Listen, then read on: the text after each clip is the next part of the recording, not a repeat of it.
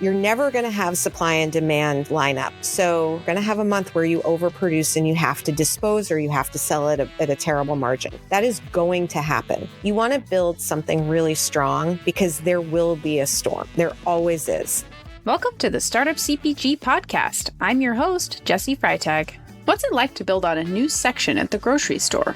We saw Perfect Bar create a refrigerated bar section, so why not a refrigerated, delicious, easy-squeezy sauce section? That's what Haven's Kitchen is bringing to a store near you. Fresh sauces that help home cooks feel like a champion in their own kitchen.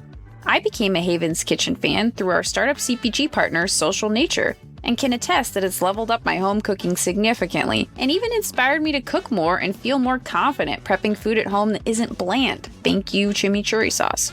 I'm so excited that today we're joined by the delightful founder and CEO of Haven's Kitchen, Alison Cayne, who you may also know from her podcast, In the Sauce.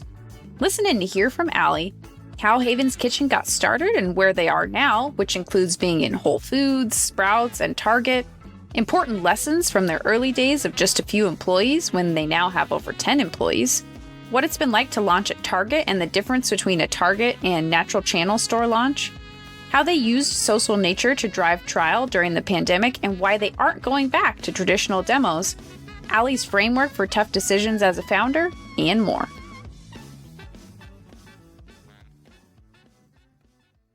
Before we hear from Allie, I want to share more info about Mondelez International's Snack Futures Collab program because applications are still open right now. Another awesome Allie that we've had on the show, Allie Bonner from Oat House, is a Collab program alum. Oat House makes delicious granola butters. Shout out to Brownie Batter for changing my life.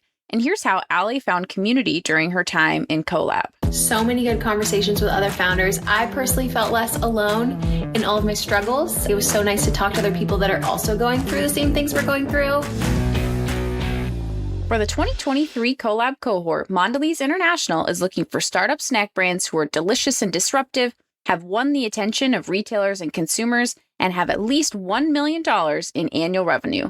Last cohort, 3 brands selected for the program were from our Startup CPG community, so this could be you. To hear more from Allie at Oat House, check out episode number 59. And to learn more about Collab after this episode, head to Apply Collab, that's apply, COLAB.com, to complete the application to be part of this year's Collab cohort, or grab the link in the show notes.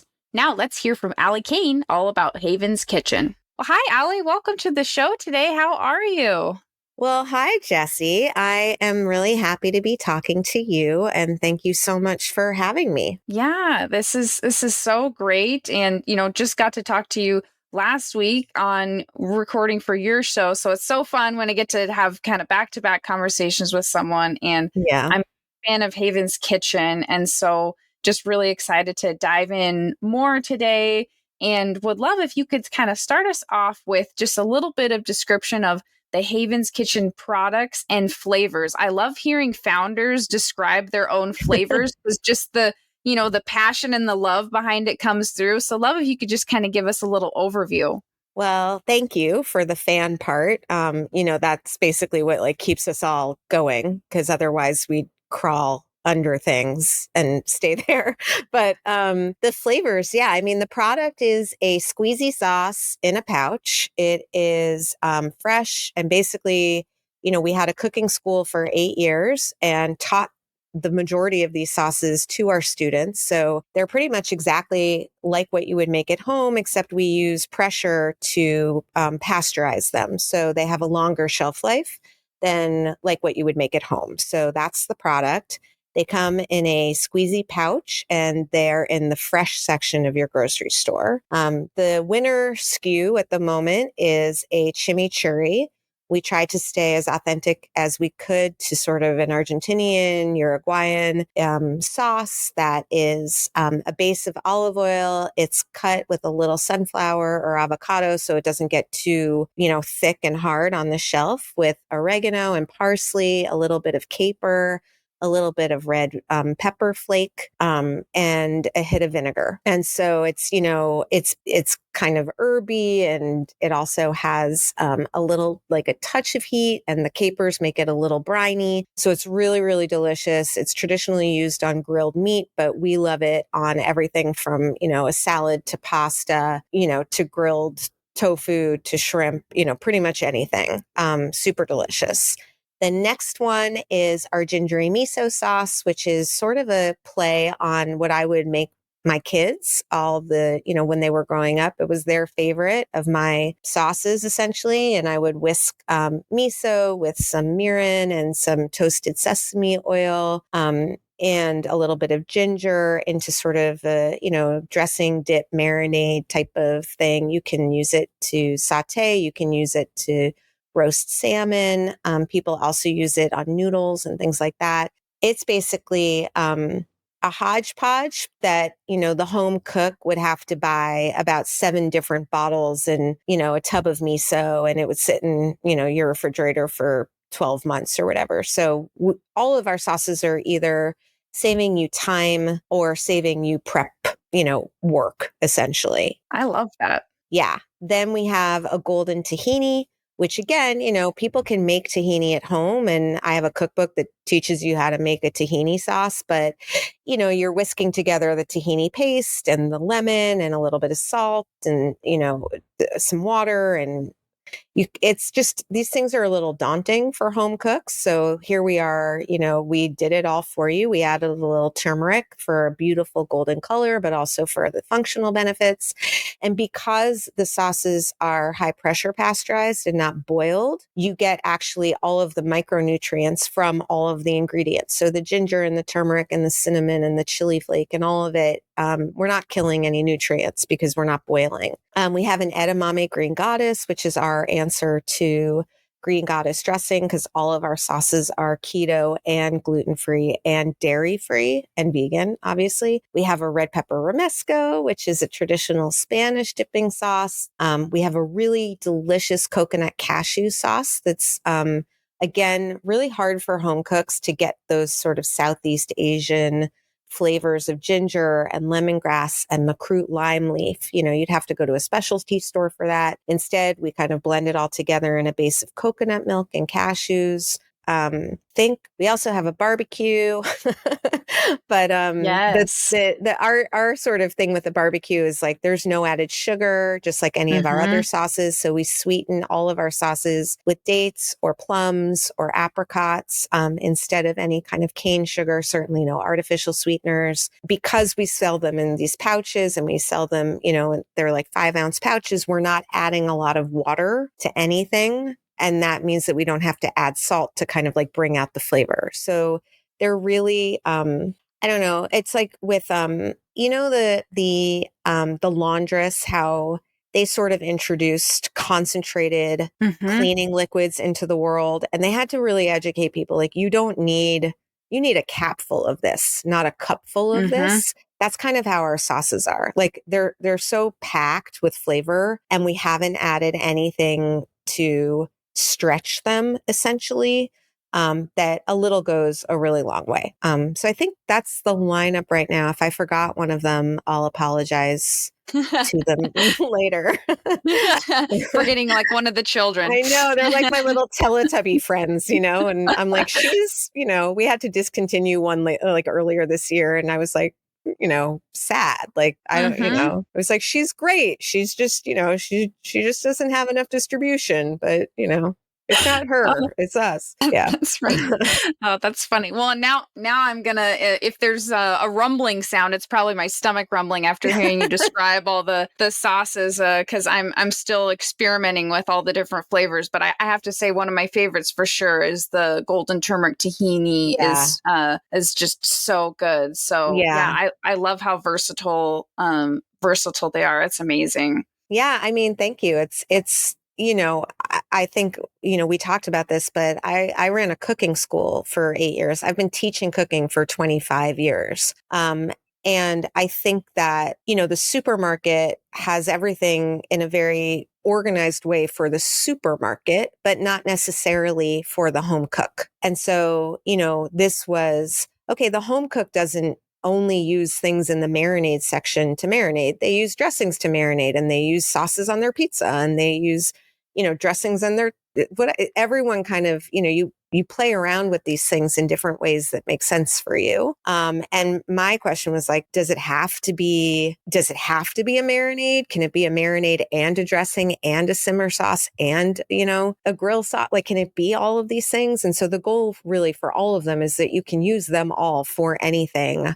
on anything. It's just about what you feel like. And that can be challenging in a couple of different ways, but it's also, I think, one of our strong suits. Yeah, for sure. And so I definitely want to dig into kind of some of the early days of once you started making the different Havens Kitchens products. But I'd also love if you could kind of tell us a little bit about the stage you're at right now, just kind of for comparison, as far as, how many stores are you in, what are kind of the major retailers, and then kind of what are the scaling or challenges that are kind of top of mind for you right now. And then we'll kind of go back in time a little bit. Yeah. I mean, I think it's good to do that way because I was doing a puzzle with my kids the other night, and my older son did a time lapse of it. And it was like, you had all of us kind of doing it, and then you would see like times where nothing was happening, and then times when like this whole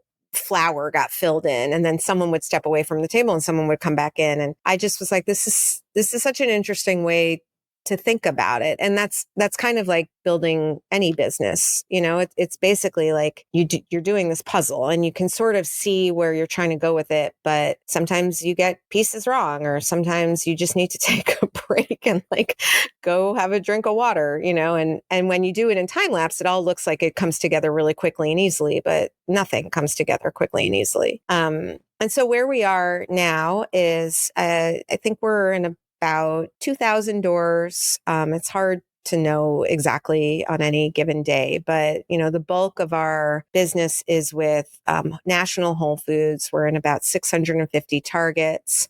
We're in a region of Albertsons. We're national with Sprouts. We have a bunch of other sort of giant banners, and Earth Fare banners and Hy-Vee banners and stuff like that. But that's the bulk of the business. And so, for people in the industry, UNFI is by far and away our biggest customer, with Target, and the distributor who does some of the Target work, which is CNS, as number 2, and Cayne is in there now too. And getting here was interesting for sure. And there's, to answer your question, like what's top of mind for the next step? I mean, it's like, there's a lot. But it basically, we had these sauces in our refrigerator at the cooking school, as kind of things that people could take home. Usually, people would kind of say, our students would say like, I love learning this, but I'm just not going to roast 3 different kinds of peppers. And I don't want to take out my Cuisinart, or I don't have a Cuisinart, or I don't, I could make the chimichurri, but I don't want to mince things because they always come out different sizes. So can you just make this stuff for us? And so we started making it. And I think a couple things happened in my head. One was, a lot of our students were subscribing to meal kits and then really quickly unsubscribing, mostly because they just weren't scratching the itch of helping them feel more confident in the kitchen. And that has always been my MO. Like, that's why I started teaching in college and kept teaching forever and went to get a master's and all of that, because I think making food and connecting with food is, it's just good for you. It's good for your community. It's good for the environment. It's good for farm labor practices. It's just good. And you're only going to do something that's good if it feels good, not if it's like a chore. And so I've just always been wanting to help people not feel like cooking is a chore. And these sauces were an answer to that. And it also felt like there was a market for them. And it also felt like it was time in the sauce, condiment, dressing, marinade, $25 billion total market to have some real innovation, not just, a different kind of ranch, but like real flavor innovation. And why does it need to be in a bottle or a jar when that's not as good environmentally as, flexible pouches are? So I had a hunch. I did some research just on my computer and like getting Mintel reports from my kids who were in college, and went to the Fancy Food Show in 2017 with some, 3 sauces that are in my cookbook that were our bestsellers, in the cooking school in pouches, with a label slapped on them that we kind of made. And fortunately for us, Whole Foods and Fresh Direct were both really interested. They happened to be keeping an eye on refrigerated condiments, which of course I didn't even know was a thing back then. So it was a combination of, I think, us having something that really tasted good. It was differentiated. We had a nice story because we really understood home cooking, and they were looking for innovation in that category. And at what stage in there did you kind of start in the sauce? I think it was really early, like a couple months after your second purchase order or something, right? Like Yeah. really early stage.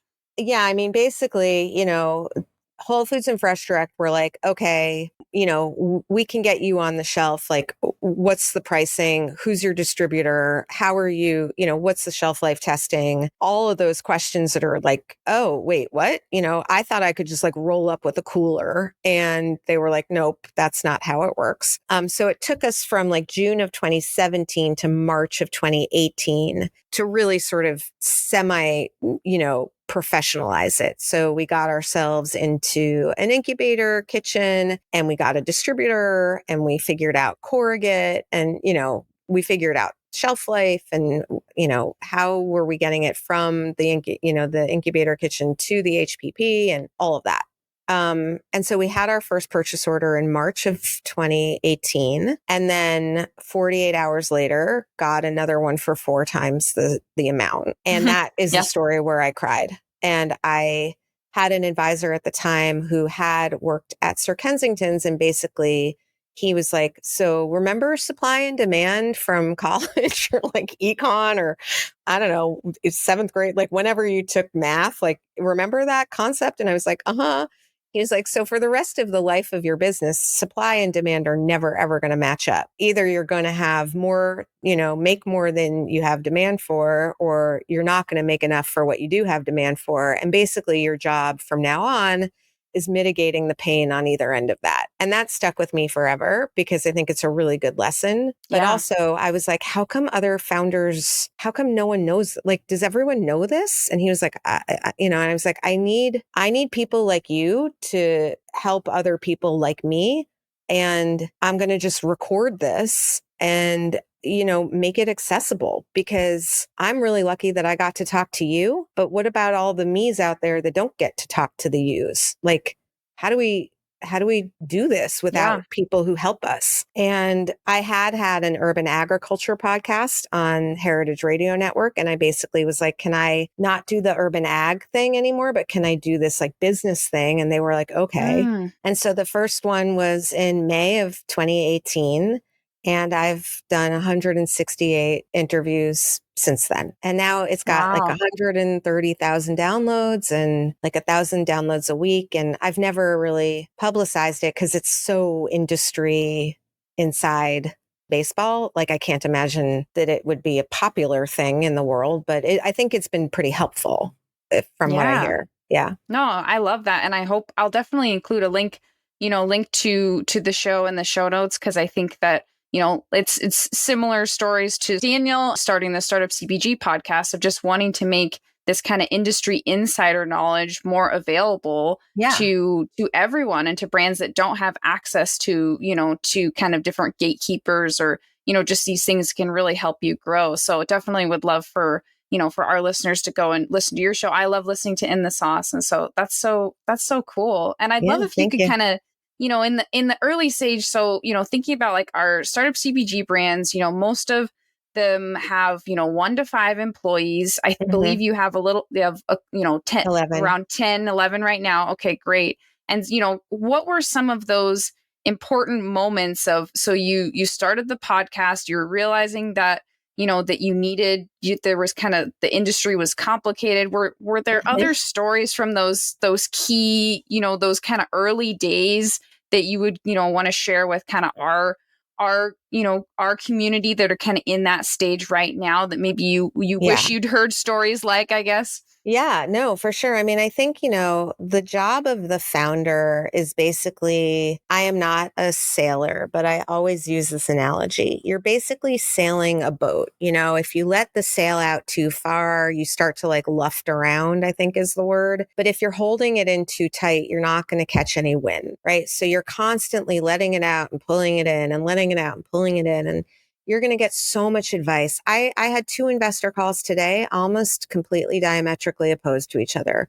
One was like, it's Yeah. all about marketing, brand awareness.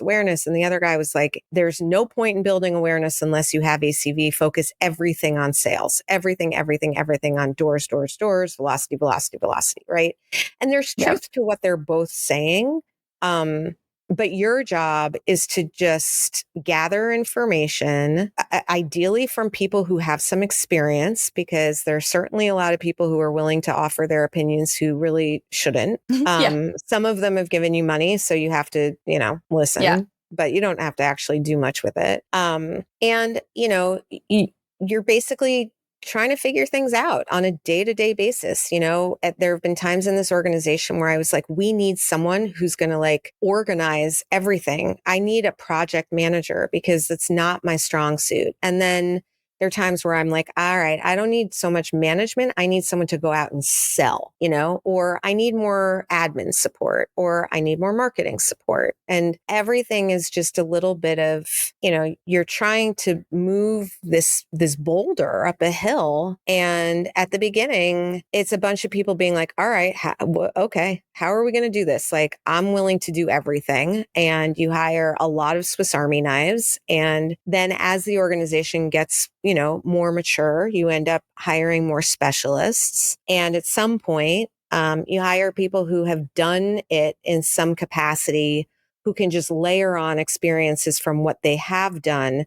to your company. But if you try to hire someone from a super high level, someone who's worked at General Mills for 12 years is not going to know how to layer on her experience to your startup with 3 people. They just haven't gotten that kind of training. There needs to be a step in between, because there's all these things that need to get established before they can really come in and do their thing. It's like, we went to Expo West in 2019 and we didn't have distribution anywhere except the Northeast. So, you can make the argument, was it good for the brand? Did we, we won this award and, we got our name out there and we sort of staked our territory and we created momentum. But, that was what, $25,000 that resulted in no sales, really, because even the stores that wanted us, we couldn't get to because we didn't have any UNFI DCs open out there. And it wasn't until the following year when we went global with Whole Foods where we did. So everything is just this constant trade-off, and you're building your team. And unfortunately, people either grow into the position that you need, or you find someone else who is that position and, they're not aligned anymore. And if they're not aligned for the organization, then the organization really isn't aligned for them either. And learning how to hire and learning how to fire, unfortunately, is just a necessary part of, building something from scratch that didn't exist before. Oh, yeah. And when you were making some of those like key first hires, Mm-hmm. and I noticed, I saw an article recently where you kind of showed a little more of kind of the org chart of your team. And Yeah. it looks like, a lot of your team's in marketing. Yeah. And, and so, how did you kind of think about hiring those first people? Because again, like you said, people are giving you advice all over the place. You have to have a finance person, you got to have a salesperson, you got to have this. So, Yeah. how did you kind of navigate like, okay, who am I going to hire first? Who am I going to hire next? And what did some of those, that look like? Yeah, I mean, this really depends on what you're building. So, and it's funny because when I did that 1-800 D2C interview, I prefaced my org chart with like, we have a turnkey co-packer, which means that our operations team can be fairly lean because we're not doing our own procurement, right? And we can outsource whoever is doing freight, and we can outsource some of warehousing and fulfillment. So really what I need, is someone to manage that co-packer really effectively, someone who, can keep sort of an eye on all the kids in the pool. Like, how is the demand plan and what's happening in the world of freight? And are we making sure that, instead of 7 small UNFI orders a month, we're doing 2 big ones, because every time something goes on a truck, especially if it's in less than a pallet, that dings us. Do we need to reformulate anything? Are there any, sunflower oils of the world where we're at risk of not being able to get an ingredient? So there's like, depending if you're self-manufacturing, your operations team is a completely different size and Yes. scope Yeah. than ours is, Yep. right? Similarly, because we have so much consumer education to do, why are we in the refrigerated section? Why is it in a pouch? What is tahini? What is chimichurri? We're changing so many things that the consumer in the grocery store are not used to, that we need a lot of people telling that story in an effective way in many different channels, across different marketing, places, right? So we need a really good email. We need a really strong SMS so that we can just be like a cooking resource and sending out tips and tricks for not only how to use our sauce, but like how to cook chicken that isn't, overcooked, or that, everyone in the world is scared of like undercooking their chicken and like killing Yeah. someone, like Yes. how do we take that stress away from people? Because that's what we want to be in people's home kitchens, right? Like we want to be their like secret weapon. And that's beyond just the product. So that requires, someone doing content, someone doing graphics, someone doing Klaviyo, someone doing social.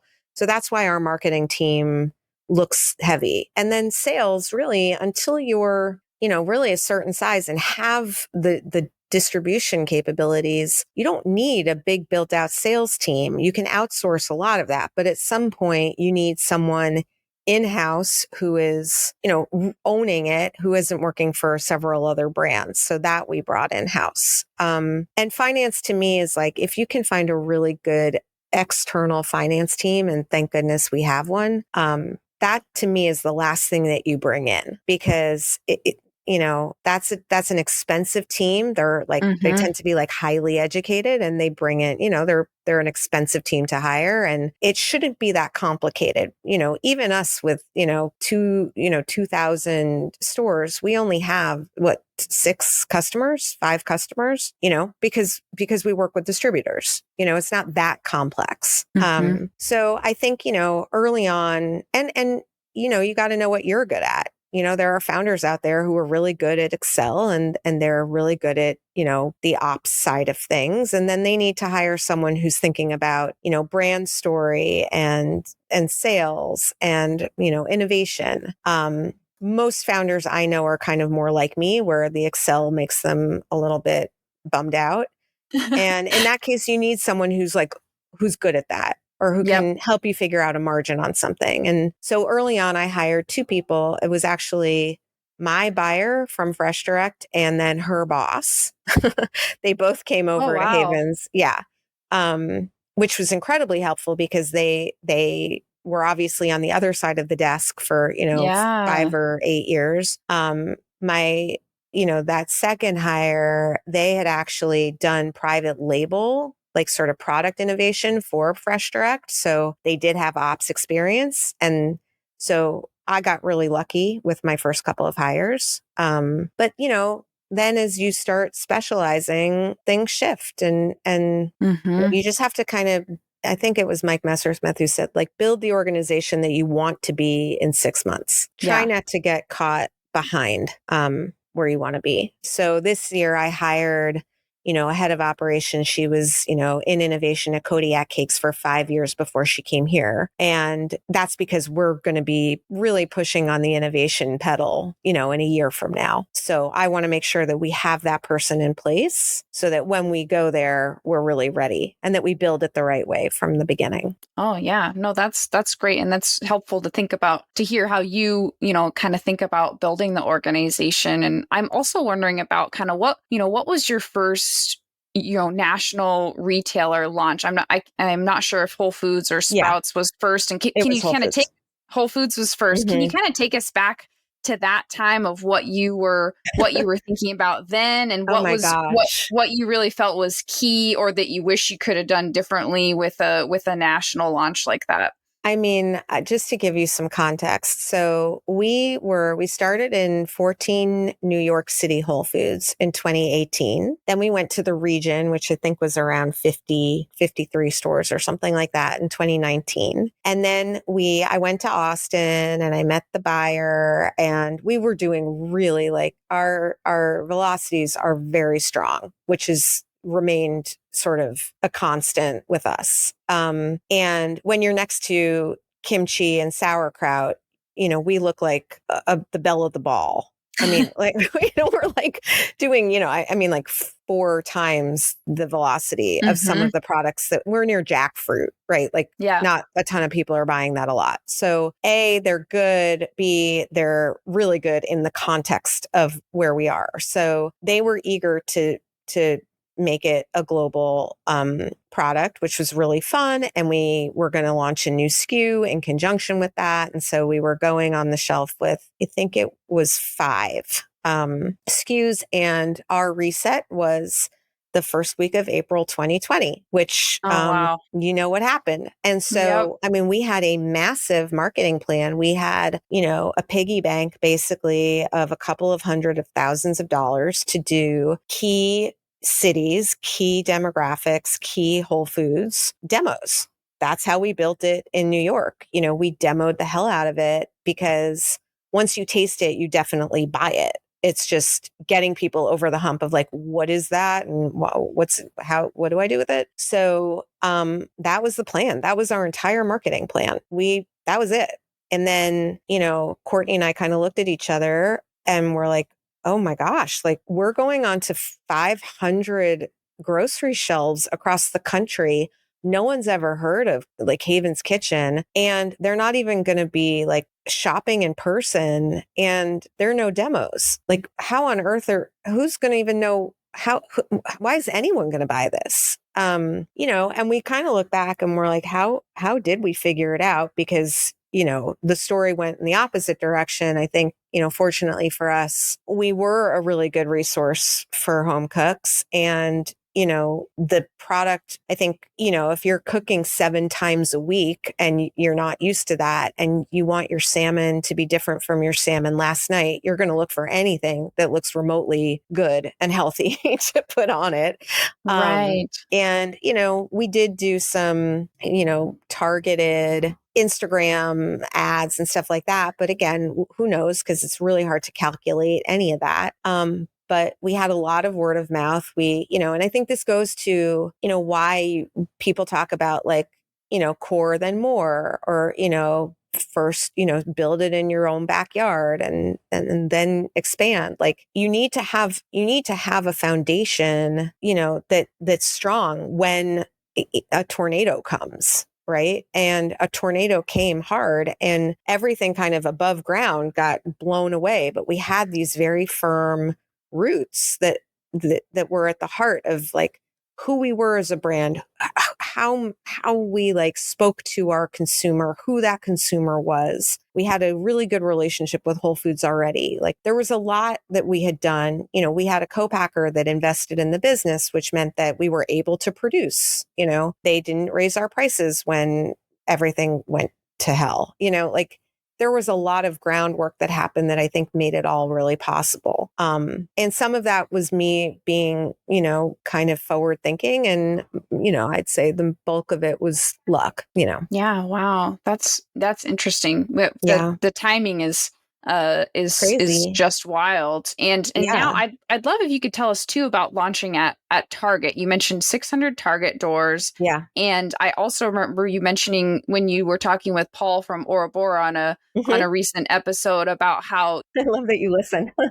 you were told to expect your velocity to drop kind of when Mhm. you go from like a Whole Foods to a Yeah. Target, but you haven't experienced that. So I'd love to hear, Right. kind of about the Target launch. What was that like kind of from, versus being in more of the natural channel stores? And Yeah. yeah, just love to hear a little more. So we have experienced that. Like no store has velocities like Whole Foods. Sprouts actually Yeah. it does, but Sprouts is essentially the same type of store. Yeah, I mean, we have experience. We don't have the same velocities in Target that we do in Whole Foods. We just don't have a quarter of the Yeah. velocity. Yeah.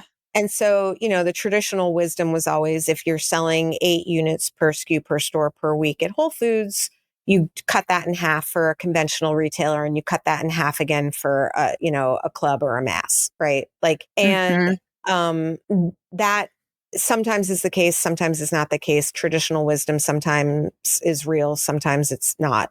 Yeah. And it depends again on your category and your price point and everything, right? But one thing I do think is important, and this is, when you're just starting, my team and I joke, like, I'm always like, be the dog, let's be the dog. And that's just like, let's not be the tail, right? And what happens is like when someone is like, I love this, I'll take your product, but here's what I need you to pay me, and here's what I need you to do, and this is the hoop that I need you to jump through, and then this is the thing I need you to balance on your head. You're just so happy that someone sees something in you, that someone wants it, that you're just the tail, right? Like, you're not like, well, here are how many SKUs that I need, and here's what I need from you in terms of support, and here's what I need you to let me do in terms of support, right? Because you, A, don't know that stuff yet, and B, you're just trying to get yourself out there, and you're trying to get on the shelf, and that makes a lot of sense. The thing about Target is, like, you have to be careful with Target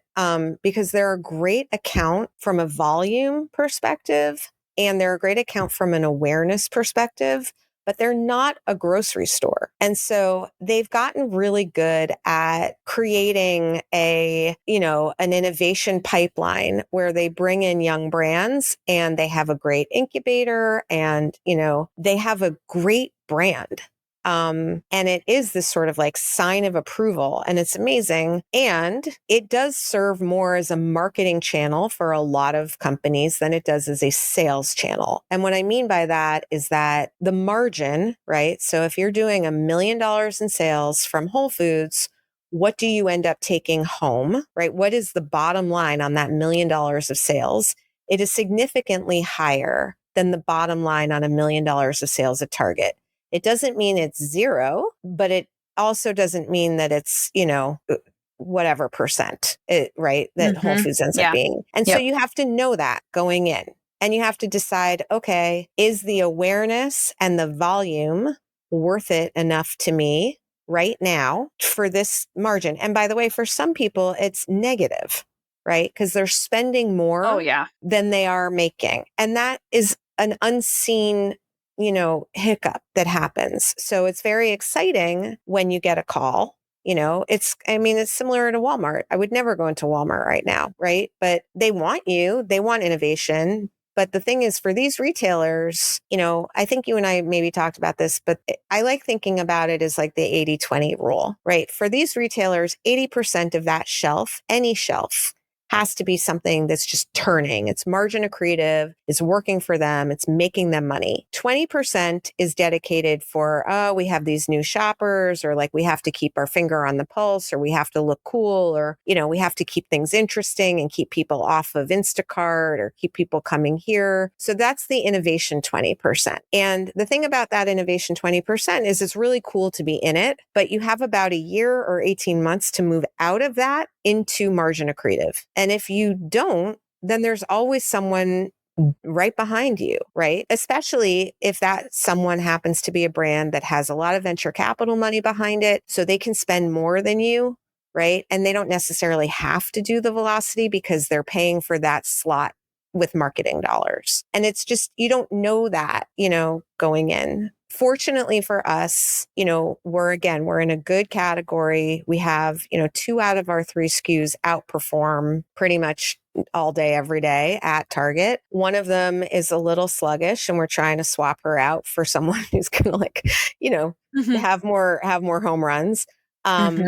but you just have to kind of know what you're getting into with each of these accounts. And there's always a trade-off. When you get a channel that's a great sales channel and a great marketing channel, then it's like ding, ding, ding. You've hit, the pay dirt or whatever the expression is. It's great. Yeah, no, that's really interesting. And I had a note. I was like, if Allie doesn't say be the dog, not the tail at some point, like you've done something wrong as an interviewer. So I'm glad we got it in there because I love that you use that expression. I mean, I always go back to like, when Harry met Sally and she's like, am I the dog in this scenario, Yeah. Harry? Like, I'm like, no, we're the tail in this scenario. It's even worse than being the dog. Like, you want to be the dog in this scenario, and as an emerging brand, like, you're going to be the tail a lot of the time. Like I'm tap dancing for everyone, right? My consumers, my customers, my investors, my team, everyone. I'm constantly just trying to get people to see the vision, right? Because it's not there yet. It's like, there's this thing and we're building it and picture this, but it's all a vision until, I don't know, 6, 7, 8 years. And even for companies that, maybe had a lot of success direct to consumer and, got sort of over that, 5, 7 million in sales threshold. Now they have this boulder about building wholesale out that they need to start pushing. It's almost like they're starting a whole new business. They have really good brand awareness. They have recognition. They have a lot of the kinks worked out. So they're in a good position to do it. But, it's everything's a decision and everything should have a reason. Why am I doing this? What is the purpose here? It doesn't have to be because it makes us money, but if it doesn't make us money, is it the best way to use my money? Right? Is it the best way to use my resources? Is it the best way to spend our time? It's like what we were talking about with trade shows before, Yeah. Oh yeah, absolutely. And I'm also wondering about, because Social Nature is a partner that we have at Startup CPG. And that's how I discovered Haven's Kitchen was Social Nature. I'm in their community. We've had Analia and Jessica I love on that, the show. by the way. Yeah. And, I mean, that's great. And I went and used my coupon and I think I can't remember which sauce I got that time because then I became a fan. Right. But it's such an interesting program, and a lot of members of our community are thinking about what should I do a campaign like that. So I'm curious for you all, what did that look like to run a campaign with Social Nature? Did you find a lot of value in discovering it when in the past you talked about using in-person demos, and this is another way to drive trial, but people have to go and then take it home and taste it. So I'm curious about the experience. Yeah, I mean, first of all, I want to just give the full disclosure that I am a massive fan of Social Nature and I love Analea. And so I sound like I've been paid, which I have not. Yeah, I sound the same whenever her or Jessica come on the show. I'm like, I swear I haven't been paid to talk about Social Nature. Honestly, I'm a big fan. I mean, going back to, that moment when we're like, wait, we're going to be on like Sacramento and Salt Lake City and like Schenectady shelves or whatever it is. And like, how is this going to move? How is anyone going to know what this is or what to do with it? I mean, we were just like at a loss. And the thing about Social Nature is that, again, it really depends on your product, right? How easy is it to sample in store, right? Like we are not going back to the old demoing model because of Social Nature. Wow. But if we were a soda, right, we might, because you just pour it in a cup and you drink it, or a cookie, or, so again, everything's very category dependent. But for us, going back to that sort of like, moment, we're like, how are we know one thing: when people try this, because, we were in Instagram asking questions, we were at the cooking school asking questions, we cumulatively did like, I don't know, thousands of demos, right, in New York and the Northeast. So we knew that once people tasted this, and if they were given just a little bit of a prompt, you can put it on salmon, you can put it on roast potatoes, you can toss it with noodles, that they bought it. And we had a hunch just from the velocities, because we weren't really building awareness, that they were buying it again and again and again. So what we know is that the job for us is to get people to try the sauce in conjunction with giving them tips and tricks for how to use it and how it makes their cooking easier. So Social Nature is this perfect way, right, to get people to try the sauce. But it was also a really nice way to get those velocities in those new doors. I'd never met the buyers because I was supposed to meet them, and then the pandemic happened. How do we just immediately start moving off of these shelves in these new demographics? How do we get some feedback? So, I think we have 8,000 some odd reviews on our website. For a non-direct to consumer company to have that many reviews is huge. Those reviews can get syndicated to Target.com. They can get syndicated anywhere, right? So, right. And we know reviews are just like another piece of content, but also really good from an SEO perspective. And, again, another data point for someone should I buy this thing for $6.99 or $5.99? I don't know. Like, I've never tried it. What if I don't like it? Right. So the reviews were a big part of it. Obviously, the velocity was a big part of it. Obviously, just getting it into people's hands was a part of it. And our bet was that if people tried it, the cost of acquiring that Social Nature customer, you are a good case in point, you're going to go back and you're going to buy it again. And if you bought chimichurri with your first one, you might go back and try the gingery miso, because now you've built some connection to the brand. It's a win as far as I'm concerned. And then the biggest part of it is, if you're out there doing demos, you're not getting any of that consumer's, information. You don't know anything about them. You don't know what else is in their basket unless you're like creeping and like looking, right? So, we're asking questions. We're getting so much good information because the Social Nature, community is filling out a pre-buying survey and a post-buying survey. So we're asking questions like, what else do you shop for? How often do you cook? What are you looking for from, when you ask for cooking help? Is it the actual recipes or is it shortcuts? Or, we're able to really hone in on like, what does our consumer need? Not just from the product, but from us as a platform for home cooking. And then, even when I interviewed Jake from Sweet Nothings, what they got out of their Social Nature consumer information was, how do you use this? They were merchandising next to the ice cream and people weren't happy because they were like, it doesn't taste like ice cream. It's like, it's not sweet at all. And so what they learned from their Social Nature research was people were using this instead of buying frozen fruit to make a smoothie because they needed a smoothie on the run. So they used that data to go to their retailers and say, put us next to the frozen fruit, not in the better for you ice creams. And velocities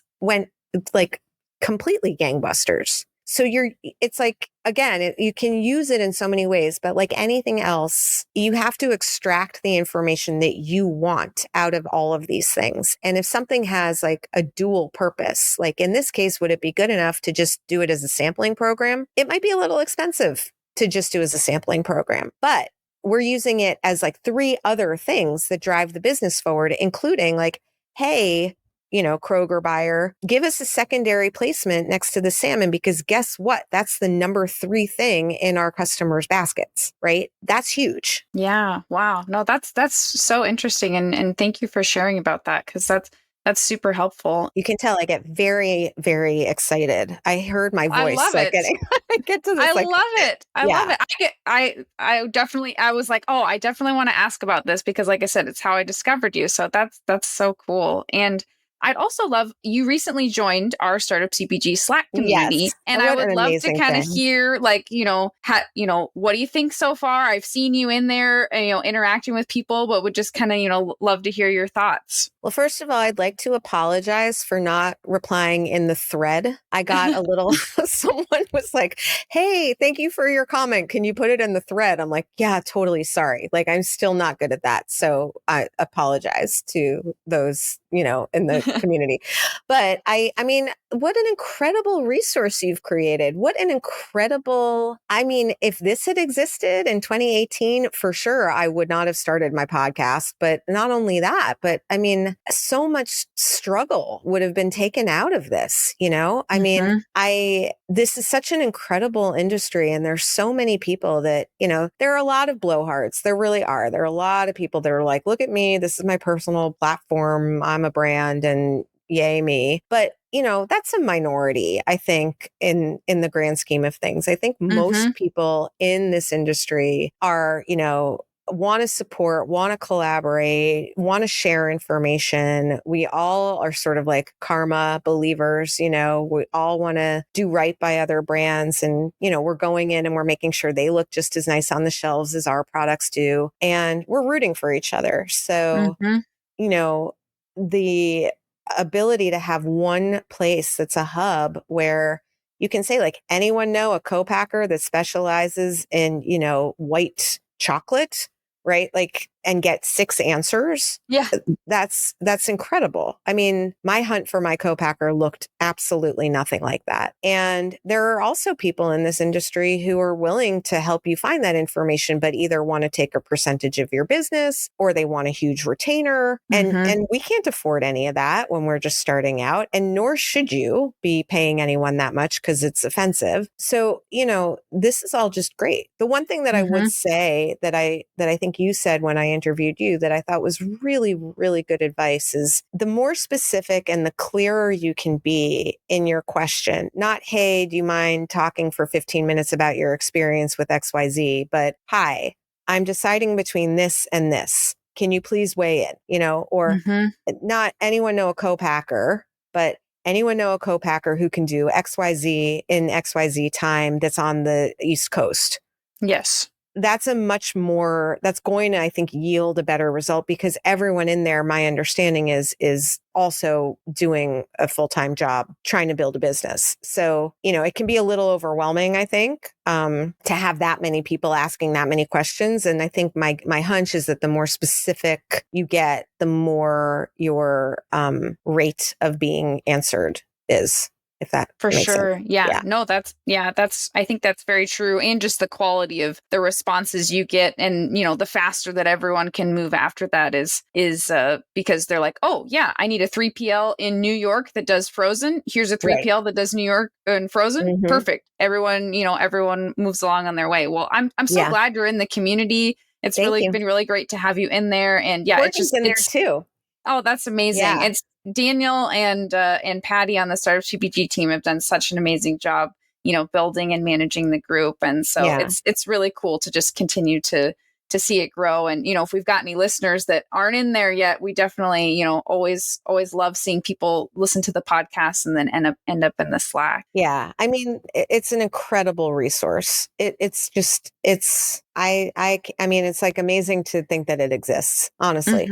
Wonderful. Oh, yeah, it is. And well, I'd love to kind of, one of the final questions I want to ask you, and you've mentioned a few along the way, but are there any, there's so much that you have to sift through, information that you're sifting through and different polls in different directions. And I'm wondering if there's, a question or two that really help guide you when, when maybe you've gotten some really tough news or you only have so much budget and you got to choose between two things that seem like both are going to be a really good solution. Are there questions that kind of help guide you in those super tough moments as you've navigated building Haven's Kitchen? Yeah. I mean, I think there are two things. One is, on the how do I respond when something happens, right? And it's what I do in my life too. I have 5 kids. I've a lot of people that I'm responsible for in my life. And there's always going to be something happening. And the question is this a short-term problem or is this a long-term problem, right? Because automatically that frames most of the stuff that flares up is a short-term problem, right? there are some things that could be short term. And if you're not careful, they turn into long term. So that's where you have to be a little careful. But if it's a short term problem, then that means that I don't have to get my amygdala doesn't have to super fire up, but I can use my frontal lobe and just say like, okay, this is a short-term thing. How do I mitigate it? Right? Going back to what Zach said to me, like, you're never going to have supply and demand line up. So you're going to have a month where you overproduce and you have to dispose or you have to sell it at a terrible margin. That is going to happen. There's no business where it doesn't happen. So is that a long-term problem? No, that's a short-term scenario that I need to solve for. And knowing that it's going to happen, my job is to figure out a couple of different ways when that happens, because inevitably it will. Here's how I'm going to deal with it, right? So that I'm the dog, right? And if it's a long-term problem, then okay, that means that there's something broken in the system, right? So that means that I have to go back and be like, all right, I put a puzzle piece in the wrong spot here. There's not enough edges. So something's clearly wrong. And that's when you go back and you look at the margins and you look at the costs and you look at your, who your customers are and how much are you losing at each thing and which thing is worth it. And everyone on the team, are they pushing this boulder up the hill? Like, that's when you go back and you kind of soul search, right? And that can be painful and, it's not fun. But it sometimes is necessary. And then you shift it from a long term into a short term. And then you figure out, okay, here's what I'm going to do. But I think the other thing is going back to just like, I spoke to someone on the phone the other day and they were like, well, I said something about there are a lot of ingredients in this. And, they were like, well, yeah, but that's what makes us so great. And, I'm looking a few years ahead and I'm like, which ones of these ingredients are going to be hard to find? Which ones of these ingredients are you going to have to spot buy for the next 10 years? Because you can't get a contract because you don't have enough in your recipe. Would the consumer care if there was one fewer types of nut, right? Like, is that necessary? And those things are, the earlier that you start looking at them, they're not things that affect the integrity of your product. They don't take away from the quality, but they just, they serve to mitigate pain points that could come later down the road. And the thing about building something from scratch is you don't even know what you don't know, right? So you don't even know what questions to ask or where to look, but you can start with your margins. You can start with your cost of goods. There's a fundamental misunderstanding that somehow if you scale and you build enough volume, that margins get better. That is not true, right? That can happen sometimes with some ingredients, but the amount that you need to buy is a lot. Yes. So if you're not making, a 40% gross margin, or you don't have a very clear path to it, you're going to run into some problems, right? And so, that's including trade. So you have a problem in the infrastructure, and it doesn't mean it's an insurmountable problem. It just means that requires attention, And so there are things like that come up, and they hopefully don't catch you too much by surprise by year 3 or 4 or 5. But for sure, at the beginning, you want to build something really strong because there will be a storm. There always is. That is something you can count on. Yeah, no, that's super helpful to hear those questions. And yeah, that's great. And, I definitely hope that, I'll include the links in the show notes, but definitely, listeners can go to havenskitchen.com. They should follow you on Instagram at Haven's Kitchen. Yeah. And go to the store locator. Yeah. Go to the store locator, find your local store. Exactly. But get all the recipes online. Yes. Use our website for the 400 recipes and to decide what you want to make and to make yourself a shopping list that you can text to your phone, but buy us in store. Yes. Perfect. And and then, catch Allie on the mic at the In the Sauce podcast. And, this has just been so great, Allie. It was so great to have you and chat with you. So thanks so much for being here. Thank you so much, Jessie. And, everyone listening, we're all in it. It doesn't, we're all in it. I talked to someone who's running a, $150 million company the other day, and he was just like head in his hands, like, oh, and I was like, I thought it got easier. He's like, Yeah. It's just, little kids, little problems, big kids, big problems. So, we need to take care of ourselves and we need to lean on each other. And someone like you who's just providing support and resources is a real gift to the community. So thank you. Yeah, same to you. I think, we have the same fundamental, beliefs of trying to get information access to people and do this as a team and as a community. So I love that, and so glad you were here today. Thank you. Thanks for having me. Thank you for listening in today. I'm so honored you joined me for this conversation, and I love hearing from you all with feedback, suggestions, or if you just want to say hi at podcast@startupcpg.com, or you can find me on LinkedIn. If you liked this episode, we'd love for you to share it with a friend or colleague, subscribe so you don't miss future episodes, and maybe even leave us a 5-star review on Apple Podcasts. If you aren't yet in our Slack community of founders and experts, we'd love to see you there. You can get the free invite at startupcpg.com and find all our other awesome resources there, like webinars, databases, the blog, the magazine, and virtual and in-person events. And if you found yourself rocking out to our intro and outro music, which I do every single time, make sure to check out the Super Fantastics on Spotify. It's the band of our Startup CPG founder, Daniel Scharf. I'm Jessie Freitag, your host and producer, and on behalf of the whole team at Startup CPG, thank you for being here and see you next week.